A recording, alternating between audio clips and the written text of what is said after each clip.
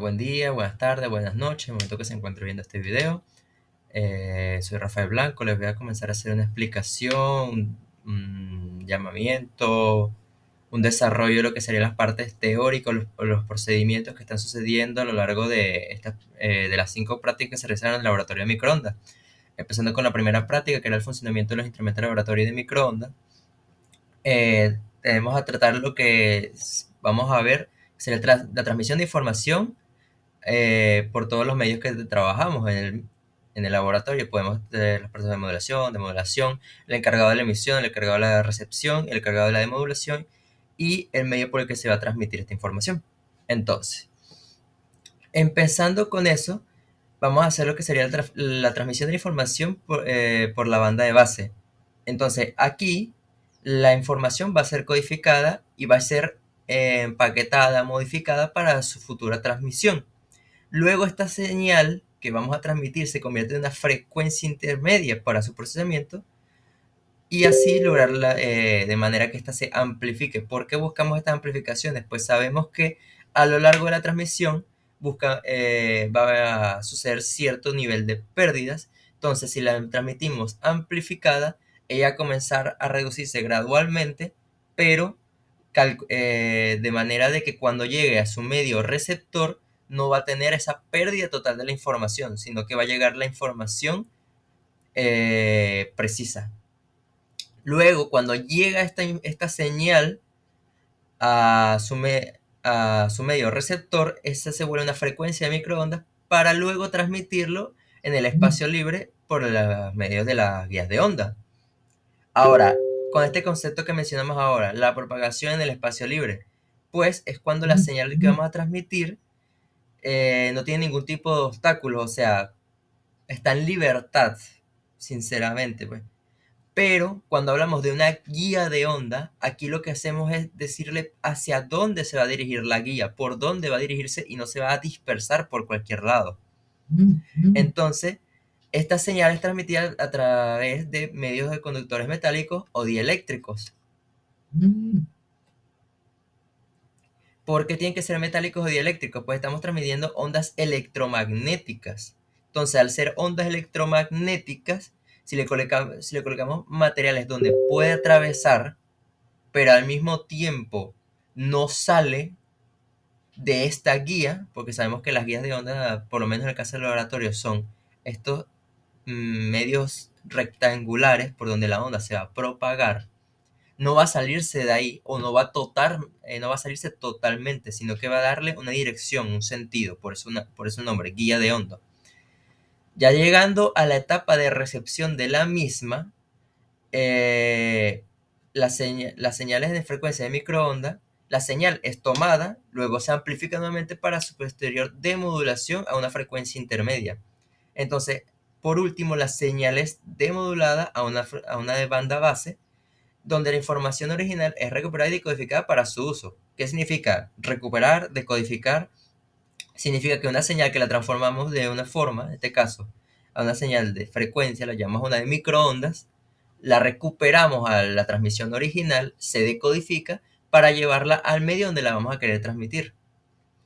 Esto sería todo por la parte de la práctica 1. Llegando a la práctica 2, que son las medidas de frecuencia y longitud de onda, tenemos que algunos conceptos más o menos detallados en sí, que es la frecuencia, va a ser el número de veces en que un fenómeno periódico se repite durante una unidad de tiempo.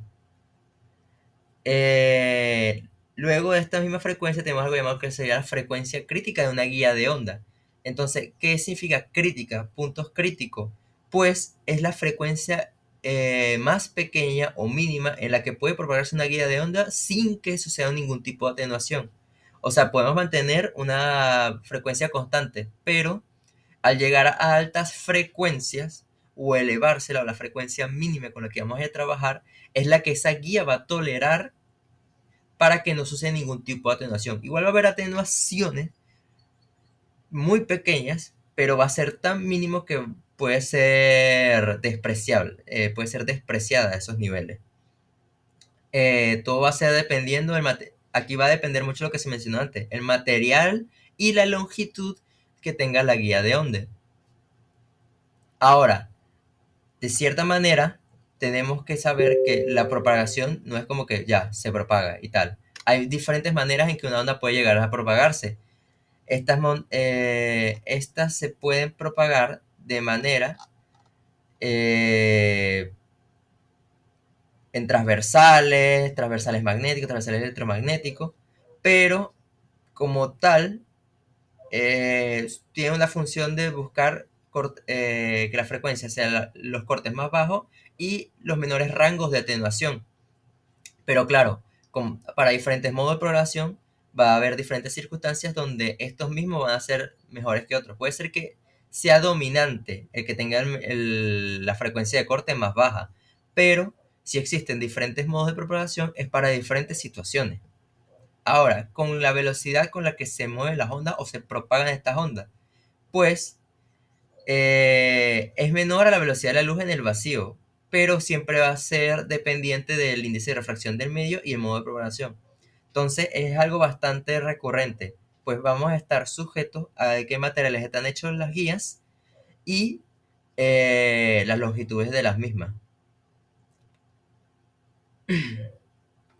Para continuar ahora con la práctica número 3, las medidas de potencia y atenuación.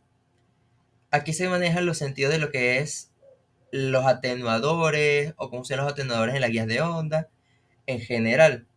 Pues aquí estamos agregando una atenuación directamente nosotros. Por eso el atenuador.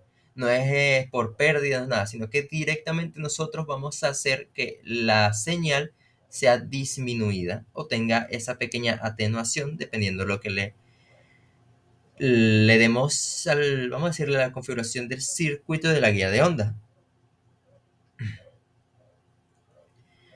Eh, cuando, Cuando hablamos de esto, ya lo decimos, configuración circuital. Entonces, ¿qué es un resumen general de esto? Estamos generando pérdidas, pero no pérdidas que no controlamos, sino que son pérdidas controladas para conseguir la forma de onda o la transmisión a través de la guía de onda que nosotros deseamos, haciendo que la misma onda sea disminuida.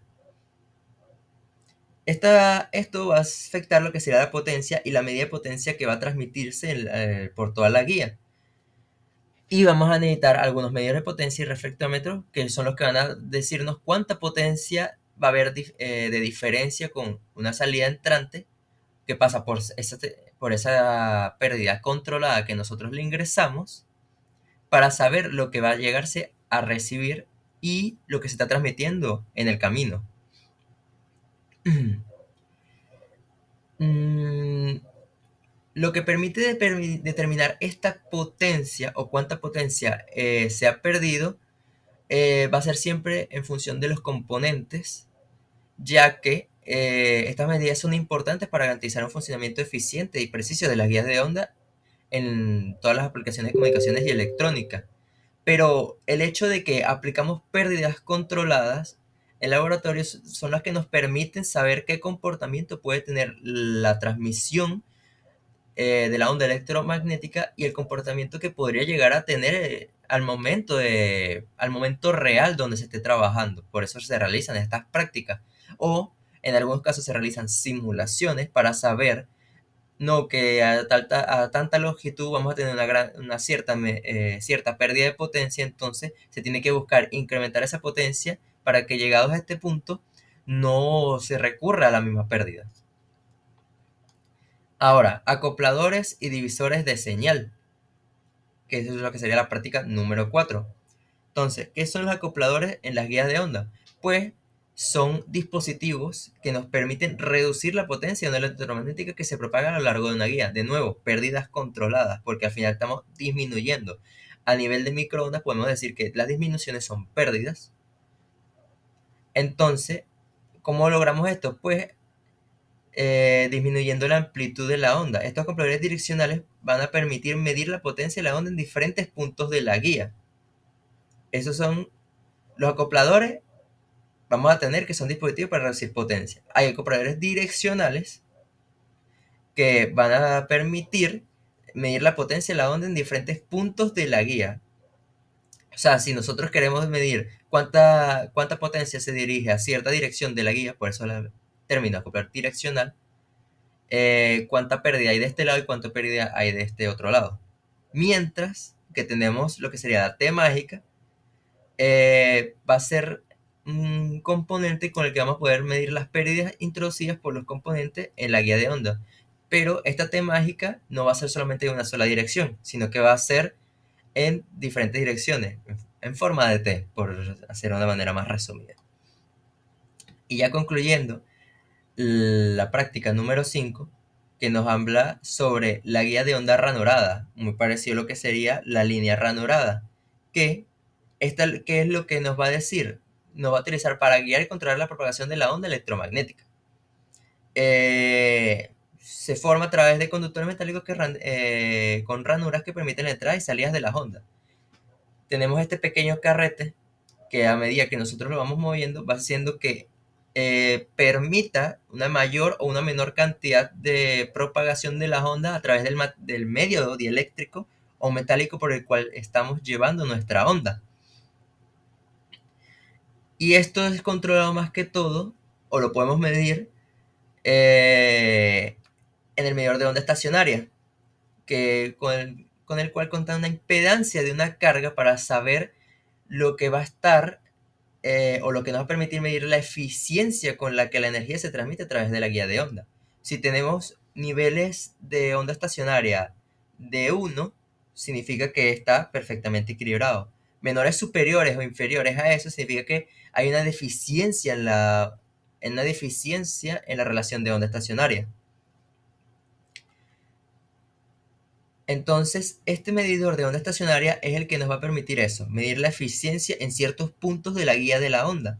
Por eso es que lo juntamos con la línea ranurada para saber en qué puntos de la transmisión hay mayor pérdida y en qué punto de la transmisión está bien adaptada la línea.